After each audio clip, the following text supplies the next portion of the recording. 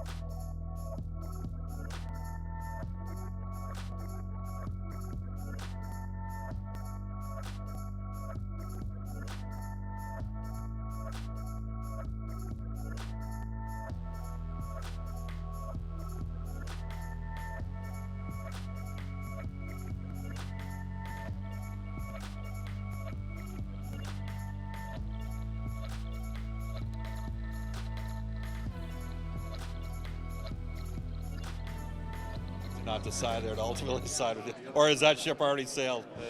We already talked about that when we were in Boston. We're having some fun with it. Yeah. I mean, they were a good organization to me. I learned a lot there, going to their development camps for 4 years, and Peter was there when I was there, so he kind of knew where I started from and how I developed. So that was about my time in Boston there, and I mean, I liked it. I went to school there, grew up around her, watched the Bruins there when I was there for 3 years. So. All right, tonight it is the Boston Bruins. The Oilers coming off a 7-1 victory against Dallas. Was that an odd game to be a part of, just because you played so many tight games this year, close games? Is it nice once in a while to have a bit of a laugher, or can some bad habits get picked up in a game like that? I think it's a little bit of both. Obviously, you want to have those games. Especially when you get that big lead, you kind of know you're going to win the game, and it's on the leaders and the guys in the room to keep everyone focused and keep your habits good. So I thought that we did a pretty good job last game. I thought our forwards did a really good job in coming back and supporting the D-man, and the D-man moved the puck up quickly to the forwards, and we got some chances that way.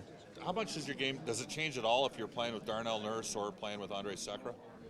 No, I don't think so. I mean, I just try to play simple, make good passes, and try to help out offensively. Obviously, our forwards are so skilled that you just need to get them the puck, and they'll do the rest with it. So I try to play the same way. The matchups are sometimes different, and that's kind of just the way it is. And you'll get heavier guy when I'm with Nursey, heavier lines and stuff like that. So I got to make sure I'm strong. So. I think I try to play the same. The Bennings have quite the family lineage now. Your father, or grandfather Elmer, scout for Montreal, 40-plus years. Of course, your dad Brian played in the NHL. Jim's the GM in Vancouver. Mark was a pretty good player. And now you got another Benning. Your younger brother, we're told, was with your dad out in Denver, meeting with Jim Montgomery, who coached you in the USHL. Maybe just a thought on, is there going to be any sibling rivalry down the road there? He's a pretty good young player, isn't he? Yeah, he's a good young player. I mean, he's young too. He's only 14, so. 14, and he's already being recruited by NCAA teams, eh? Yeah, I mean, you got to start young. The WHL draft is for them this year, so you got to kind of snag them up before they lose their eligibility there. And I mean, my brother has been in Northeastern a few times, knows kind of what the college game is about, and I think he likes it. So, I mean, we'll see what he decides to do, but you can't go wrong with a good coach like Jim Montgomery. I had him in Dubuque, and it was a great season and learned a lot. Give me a couple keys tonight for the Oilers against Boston. I think just play hard, heavy hockey, forwards back checking, and D have tight gaps. They have some skilled forwards, and you got to take away time and space. Thank you for your time.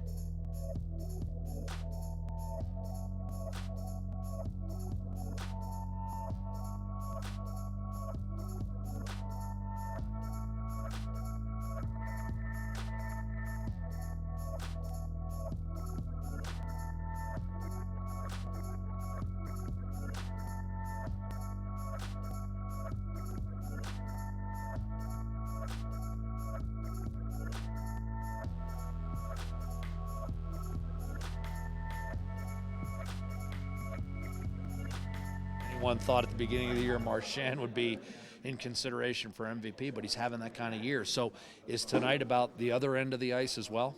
Yeah, it is. We got to find ways. I think he's been driving the bus for them. He's been their best player all year. He's been their, the guy they've been leaning on all year. So, it's pretty good. It's good to see different guys in the scoring race every year, and it's good to see that where the league is going, and how guys can take off. It takes 1 year to take off. So that's pretty cool from our shot to, but we're going to have to keep on our toes. We're going to have to know where he's at. He can shoot the puck. He can fly. He can, he's also an agitator. He hits. So we can't let him get underneath our skin. So for us, we just got to play him to the outside and play hard. But I think if we play our game and play strong, I think we're going to have some good results tonight. And so for that, just for what I always say, getting the goalie's eyes. Their goalie's been good at getting pucks deep, grinding them down low, and wearing their D down. And roll 4 lines, because you're going to need 4 lines moving forward. Thanks very much. Sorry I jumped in late. question. That game, what you guys did the other night, what does it do for you guys moving forward? Because I know it eased the tension with the fans, but for you guys as a group. Well, I think I think it's just like losing a game 7-1 or winning the game 7-1.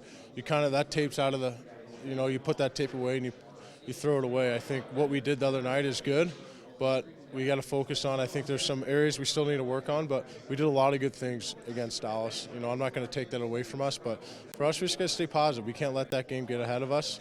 Now we got Boston, a really good Boston team, probably one of the hottest teams in the league right now, and they're playing really good. So this is a good test for us again. So I think for us, we just got to stay positive, play the way we're capable of playing, and everyone knows how we're capable of playing. We're a good hockey team in here, and we're being positive, and this is a huge stretch for us, and we're going to be talking about it a day from now. So tonight it's all about 2 points tonight. We just got to go out there, just play hard, just physically play hard, and work for each other and play for the guy beside you.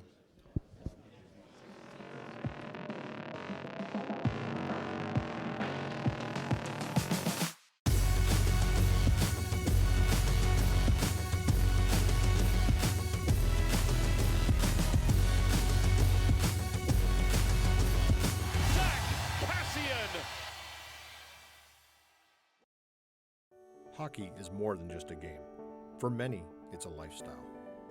The sweat-soaked smell of the dressing room. The logo that represents an unbreakable bond.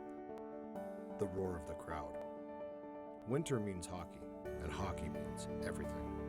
Some say Canadians are born on skates, but for Windsor, Ontario native Zack Kassian, ice hockey didn't start until a later age. I didn't start hockey till I was 8 years old. I played a lot of street hockey and things like that, but one day out of the blue, I went to my mom and said I wanted to play ice hockey, and she made it happen. And from there, you couldn't get me off the ice. I fell in love with the game. I can't pinpoint just one thing. I think just for the most part, just going out there, playing with the puck, skating around. I just had a real joy for the game. In today's NHL, Kassian is known around the league as a well-rounded forward, but he's also a force to be reckoned with. Center for Zack Kassian. Big collision right in front of the Flames bench. Doesn't have his stick. He's able to get it back now. Big hit by Kassian. To his game along with the size. Back behind a big hit by Kassian. Kelly Stone took a huge hit in the corner. Was that Kassian again? We're going to have a tilt here. Borowiecki trying to get his left hand free. Misses with a left hook. Eats a left hook from Kassian. And then more wrestling. And Kassian powers him to the ice. Kassian start a fight. And look at Kassian come with the left hand. Zack Kassian getting up and throwing lefts. He's not finished. And finally the takedown on Manson. It's a message. Don't think we're the same old Oilers that we've been seeing the last number of years. Zach started to develop his identity as a player when he was a 16-year-old playing with the Peterborough Petes of the Ontario Hockey League. Coach started to work with me, coaches that we had in Peterborough, kind of describing what I kind of had to do to get to the next level. Because growing up, yeah, it's every kid's dream to play in the NHL, but I wasn't sure.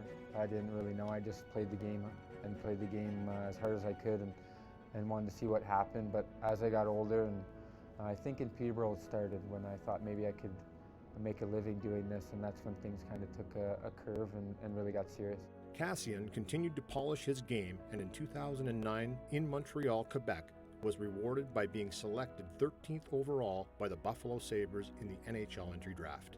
People try to tell you to relax and just enjoy the moment, but when it's happening, it is pretty stressful.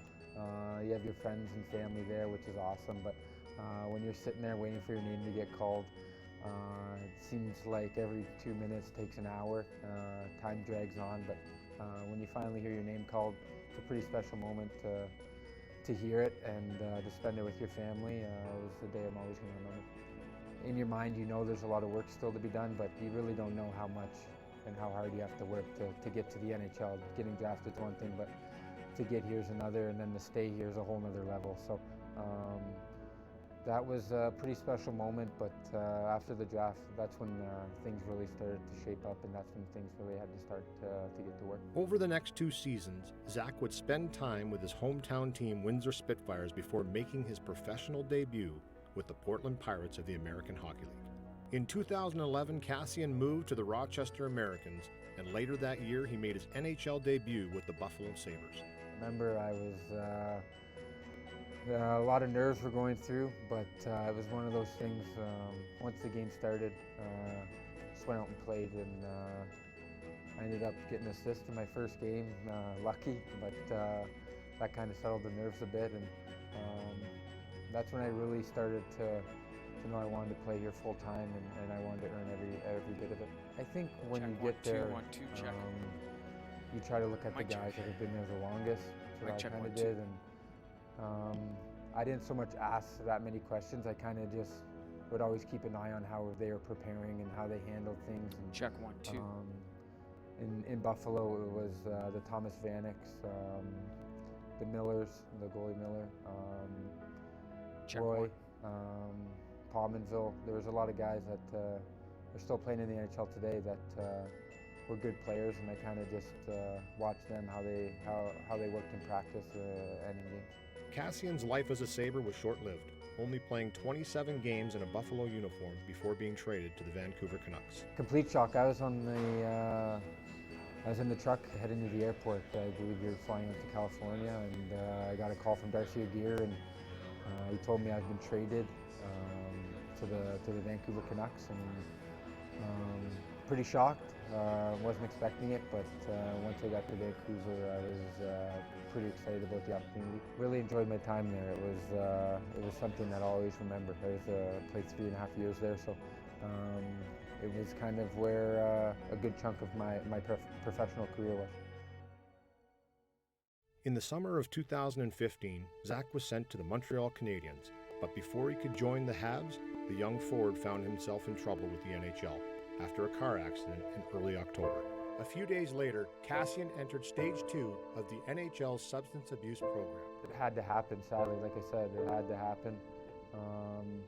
If it wasn't then, it was going to come eventually. I just wish I would have had the mindset I do today then. I wish I had my mindset that I do now in Buffalo, who knows. But there was nothing really to say there. It had to happen, sadly, and that's that. It was frustrating, but all in all, it ended up working out. 2 months later, Zack completed the program and was reinstated by the National Hockey League. With his career up in the air, Kassian received a phone call that would give him one last shot to continue his NHL career. I wasn't sure what was really going to happen. I wasn't sure if I was going to get picked up or not, to be blatantly honest, but when Peter reached out, I realized I might be getting one more chance, and I wasn't going to screw this up.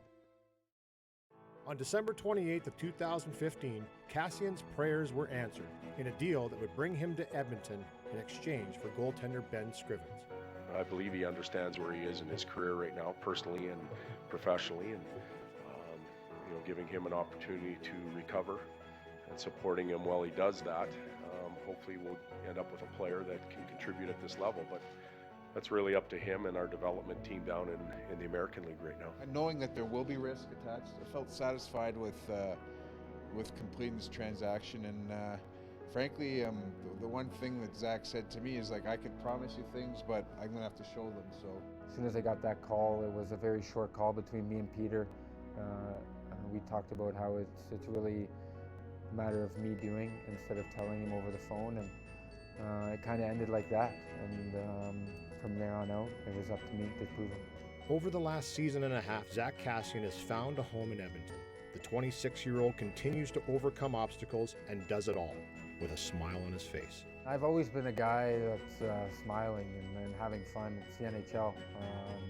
Obviously, things aren't going to go your way. You're going to have wins and losses, bad games, good games. But all in all, we're in the NHL. You come here, you work hard every day, but enjoy it because, like many people have told me, the career it goes quick, and next thing you know, you're done and it's over. So I just try to enjoy it every day. We got a good group of guys, which makes that a lot easier, and we're doing well this year, so that it's kind of icing on the cake. But they have something special here, and when you have a guy like Connor McDavid running the ship, it's one of those things where you want to stick around and be a part of the future.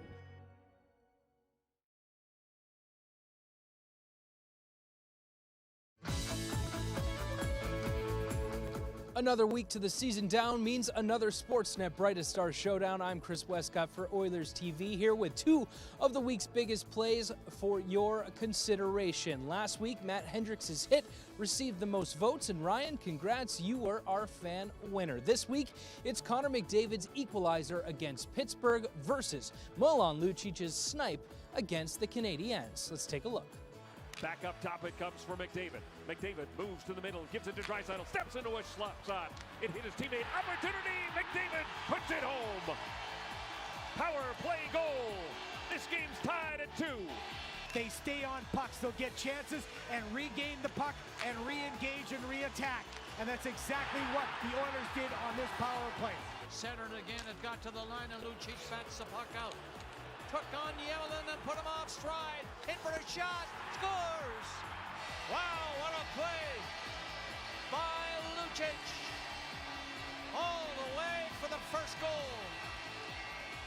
Vote for your favorite Brightest Stars moment at edmontonoilers.com/brighteststars or reply directly to the Facebook or Twitter post with your selection, and be sure to tag Sportsnet and the Oilers along with the hashtag Brightest Stars. That gives you a chance to win 2 tickets to Rogers Place when the Oilers host the Ducks on April 1st.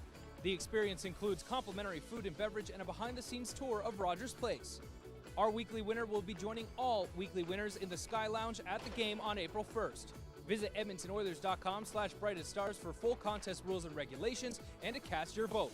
It's Sportsnet Brightest Stars Showdown. Will you be the winner?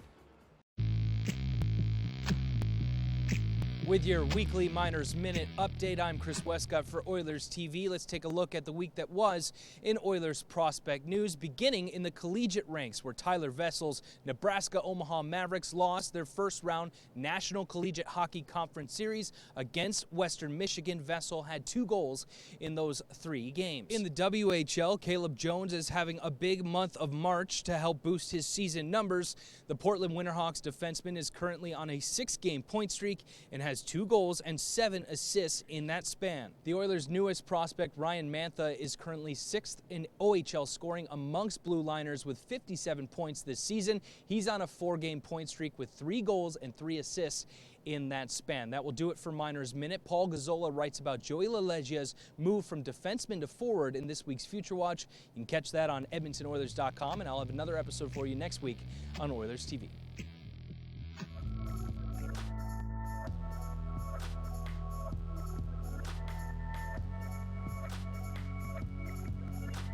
Boston in town tonight, obviously a team for the last several seasons with a reputation of, a good mixture of skill and toughness, and they're playing better lately. How do you counteract their strengths tonight? They're playing very good lately. They're 12-3, and I think out of all the teams we'll play on this homestand, they're perhaps playing the best or the most consistent hockey coming in. Doesn't mean that they're the best team, but they are playing extremely well. Penalty kill at a high level. Power play exceptionally good over the last little bit. Their separation between shots for and against in a game is quite wide when you compare them to other teams. So we have our hands full. We know that. They do have some, they have some strong players, physically strong along the boards. They have some quick players, and as you mentioned, they've got a nice mix. So our mix is going to have to play against their mix and be ready to go.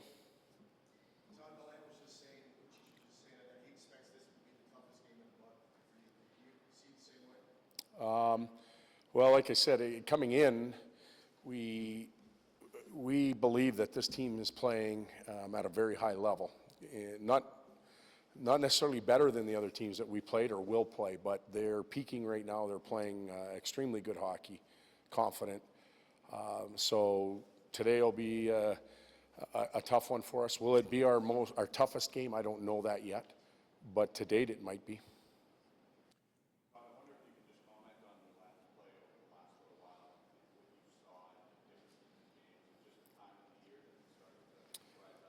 Well, he's a big-time player. He's played a lot of playoff games, and I sense that it begins in the locker room. He's got a very good presence in there right now, calming influence, yet a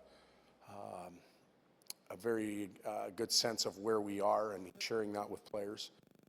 His play, he's been a little more on his toes than his heels. half a step quicker, reading and reacting a little bit quicker, and the line. Nuge and Ebbs have taken their game up as well, so that helps all three of them out. Todd, how do you build upon the last game's offense? Well, I don't know if we're going to build upon it, because to get to 8 is going to be a tough task. But it is a good question. Like, how do we keep that going? The opposition tonight, I think, will get in the way a little bit more, and they'll probably play a little tighter defensively. Their goaltending may be a little bit better than what we faced the other day. So we certainly don't enter the game expecting to score 7 or 8 goals. So we're going to have to bear down on our opportunities. The power play has to continue to give us a goal a night if they can, or at least create some momentum. And, you know, for me, the offensive part was great the other day, but it's the fact that we kept a team to 1 as well. And we'll probably have a tougher task at that tonight here as well. Todd, based on practice today, what it appears as though Director Jula might be back in. What do you need to see out of him? Well, we want to see a confident player, and sometimes when you come out of the lineup, that gets affected a little bit. But he's had a chance right now over the last little bit to recharge a little bit as a smaller player, get his energy level back up. I felt that he used his speed to create opportunities, but nothing really happened with him, you know, over the past 10 or 15 games. He was involved in a lot, but nothing happened off of it, and we need a little bit more substance at the end, the back end of it. I'm not talking about just scoring, but you know, making that last play, getting that last shot on goal, finishing the play off a little bit more. Brad Marchand's playing his best hockey. Would you agree with that? And is there any carryover from World Cup playing with Crosby? I would agree with that, and I think he's one of the top 5-6 players in the league right now. He's proving it every night. I think he was a confident player prior to the World Cup. The fact that he became prominent on that Team Canada there certainly helped him. And he is the catalyst for that team. He provides energy and he provides points. And when your go-to guy can do both of those things, it becomes pretty powerful. Todd, I mean, you mentioned they have some fast players, some guys that can handle the puck, as most teams do. In terms of other teams maybe entering your zone or attacking, how do you evaluate how your defense has been able to handle, you know, denying or controlling zone entry? Well, it varies from game to game. Some nights we're a little sharper, some nights we're not. But there are different analytics programs that we use or we observe, and we also use our eyeballs perhaps more than anything. And I think it's an area that we've improved on. We've been able to stand and hold the line, and some of the analytics programs have put us up at that upper level in the league, right near the top. And you know, there's nights where we don't get it done for whatever reason, but for the most part, I think our D are holding the line well. It's the secondary piece now, breaking out below the goal line once they have to give up the puck, that we're continuing to work on. Good.